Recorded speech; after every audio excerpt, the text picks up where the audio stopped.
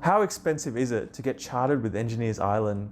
In this video, I'm going to look at the minimum and the typical costs of getting chartered with Engineers Island. So you'd be looking at paying €680 at the minimum to get chartered with Engineers Island.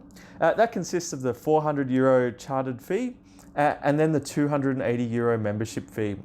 You are required to be a member of Engineers Island before becoming chartered. I think it's for a minimum of 3 months. And that's how we end up with the €680 minimum fee. However, typically coming out of university, you probably expect to be a member of Engineers Island for a few years first, which means that the typical costs for someone coming out of university looking at getting chartered would be more like €1,100 for the 4-year range, or say €2,000, €2,400 if you're looking at 6 to 7 years after university before getting chartered. So I've taken these numbers from the Engineers Island website. You can see here that say the membership fee for an engineer in Ireland is €280. If you are overseas, like I am, there is a discounted fee of €215. And then the application fee itself is €400. So that seems to be all the fees listed on Engineers Island's website for becoming a chartered engineer with Engineers Island.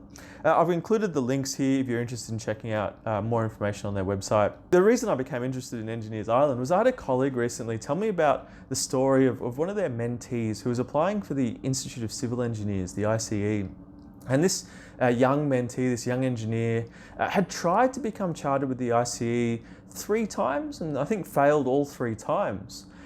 And my colleague, the mentor of this young engineer, wrote to the ICE and said, we're going to lose this young engineer. He's becoming disenfranchised with the process. If we keep failing him on that he should be a good engineer. He's got the skills to become chartered with the ICE, so why aren't we passing him? Why aren't we accepting him as chartered? And so this young engineer, he gave up on the ICE. He went to Engineers Island instead. The process was very straightforward, became chartered, and now he's a chartered engineer with Engineers Island instead. Still practicing in London, mind you, but chartered with Engineers Island. So the process with Engineers Island, it seems quite straightforward. It doesn't seem too expensive compared to some of the other options. I've done a video comparing the various options for getting chartered. Check it out, hit subscribe to check it out later on. And Engineers Island seems like an affordable, good process to go through.